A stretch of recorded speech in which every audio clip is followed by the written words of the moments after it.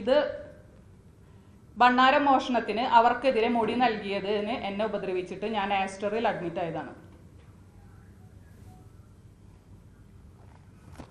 ഇത്രയും കാര്യങ്ങൾ അവിടെ നടന്നപ്പോൾ ക്ഷേത്രം തന്ത്രിയായ അച്ഛൻ ഇനി ഇത് ഇവിടെ വെച്ച് വാഴിക്കില്ല എന്ന് പറഞ്ഞ് നാട്ടുകാരും ഭക്തരും ചേർന്ന് അവരെ അമ്പലത്തിൽ നിന്നും പുറത്താക്കി.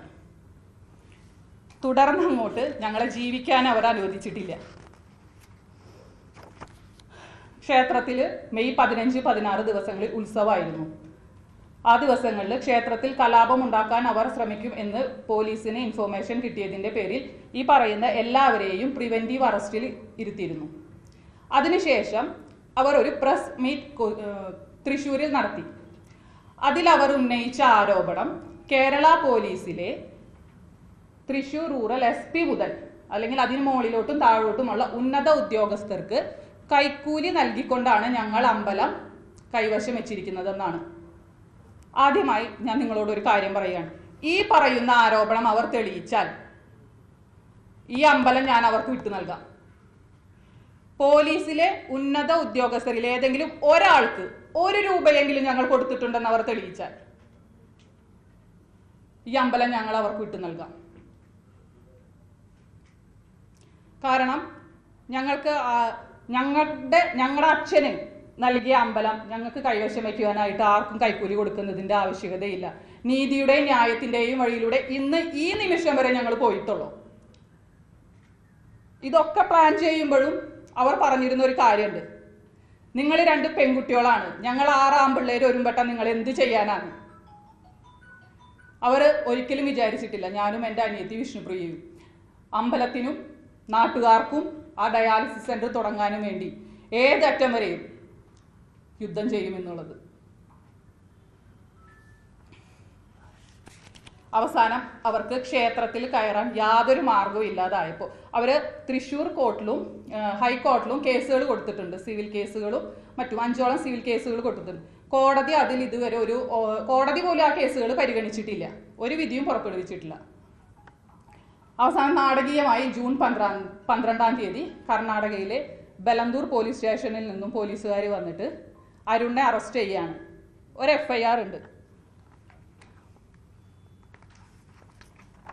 അച്ഛനും അരുണും റേപ്പ് കേസുകളിലെ പ്രതിയാണ്. 1-ാം പ്രതി അരുൺ, 2-ാം പ്രതി ഉണ്ണി ദാമോദരൻ.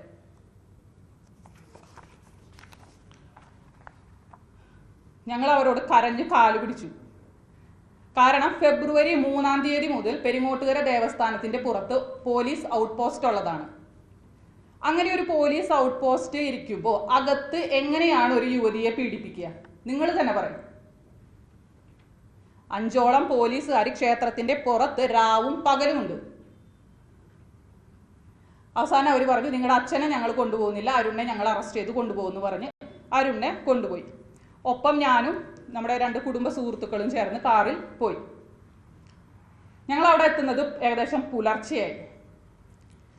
അവിടെ ചെന്നതിന് ശേഷമാണ് വളരെ നാടകീയമായിട്ടുള്ള കാര്യങ്ങളാണ് അവിടെ ഉണ്ടായത്. അവിടെ ചെന്ന് എനിക്ക് CI ബലന്തൂർ സ്റ്റേഷനിലെ CI കുറച്ച് ഫയൽസ് കാണിച്ചു തന്നു, ചാറ്റ് ഫയൽസ്. അത് നോക്കിയപ്പോൾ എനിക്ക് മനസ്സിലായി ഇത് ഹണി ട്രാപ്പ് ആണെന്നുള്ളത്. കാരണം അവൻ്റെ ചാറ്റ് മാത്രമുണ്ട്, ഈ ലേഡിയുടെ ചാറ്റ് ഒന്നുമില്ല. നിങ്ങൾക്ക് കിട്ടിയ ആ ചാറ്റ് സ്ക്രീൻഷോട്ടിൽ പരിശോധിച്ചാൽ അറിയാം. മാർച്ച് 11, പിന്നെ ഡേറ്റ് മാർച്ച് 12, പിന്നെ ഡേറ്റ് മാർച്ച് 11. ഇതിൻ്റെ ഇടയിലുള്ള ചാറ്റുകൾ എവിടെ പോയി? നിങ്ങൾ അന്വേഷിക്കണം.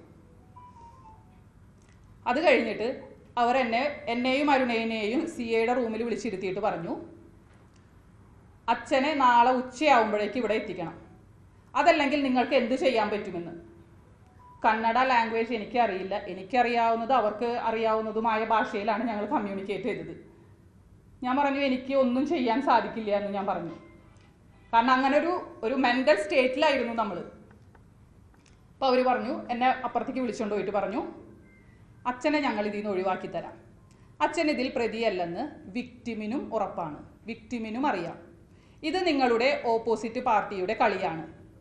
അച്ഛനെ ഇതിൽ നിന്നും ഒഴിവാക്കണമെങ്കിൽ 2 കോടി രൂപ തരണമെന്ന്. ഞാൻ എന്താണ് ചെയ്യേണ്ടത്?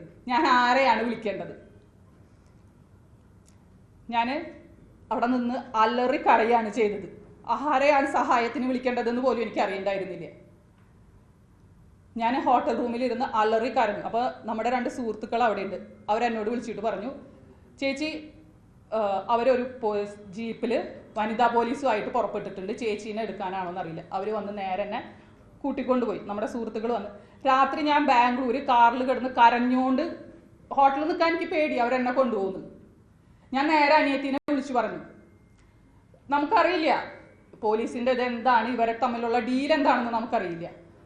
അനിയത്തിനെ വിളിച്ചു പറഞ്ഞു, അമ്മേനെയും മക്കളെയും കൊണ്ട് അവിടെ നിന്ന് മാറിക്കോന്ന് പറഞ്ഞു. കാരണം അവർ പറയുന്നുണ്ട് ഇല്ലെങ്കിൽ നാട്ടിൽ പോകണം, അവരെ കൊണ്ടുവരണം, എങ്ങനെ അവർക്ക് അച്ഛനെ ഇവിടെ എത്തിക്കണം, അതാണ് അവർ തമ്മിലുള്ള ഡീല്. അനിയത്തി എൻ്റെ മകനും മകളും ഉണ്ട്. മോൾക്ക് ചെറിയ മോളാണ് 7 വയസ്സ്, മകന് 11 വയസ്സ്, അനിയത്തിയുടെ മകനുണ്ട് 9 വയസ്സ്. കരഞ്ഞ് തളർന്ന അമ്മയെയും 3 കുട്ടികളെയും കൊണ്ട് രാത്രിക്ക് അവൾ വണ്ടി എടുത്ത് എങ്ങോട്ടൊന്നുമില്ലാതെ വീട്ടിൽ നിന്ന് ഇറങ്ങി.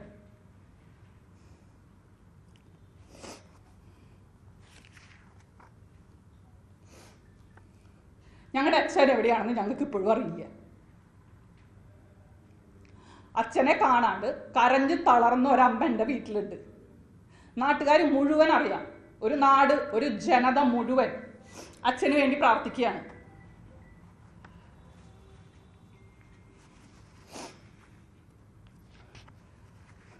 കരഞ്ഞിരുന്നോണ്ട് കാര്യമില്ല എന്ന് എനിക്ക് മനസ്സിലായി. അതുകൊണ്ടാണ് ഞാൻ ഇതിൻ്റെ പിന്നിലൊന്ന് അന്വേഷിച്ചു. എന്നോട് പല സുഹൃത്തുക്കളും പറഞ്ഞു, പ്രവീൺ മാർത്തഹള്ളി കോരമംഗലം ഭാഗത്ത് പ്രവീണിനെ പല ദിവസങ്ങളിലായി 4 മാസങ്ങളിൽ കണ്ടിട്ടുണ്ടെന്ന്. ഈ സ്ത്രീയുടെ വിക്ടിമിൻ്റെ ജൂറിസ്ഡിക്ഷൻ വരുന്നത് കോരമംഗലമാണ്, JJ കോർട്ട്. ഞാൻ ഇന്നലെ ഇവിടെ മുഖ്യമന്ത്രിയുടെ portal, Anthikad Thrissur DIG, Irinjalakuda rural, അവിടെയൊക്കെ കംപ്ലൈൻറ്റ് കൊടുത്തിട്ടുണ്ട്. എനിക്കിതിൻ്റെ സത്യാവസ്ഥ കൊണ്ടുവരണം, പുറത്തു കൊണ്ടുവരണം. അത് വേറൊന്നും കൊണ്ടല്ല, ഈ സ്ത്രീ ഇങ്ങോട്ട് വന്ന കാറിൻ്റെ നമ്പർ ഫേക്കാണ്. ഞാൻ പരിശോധിച്ചു.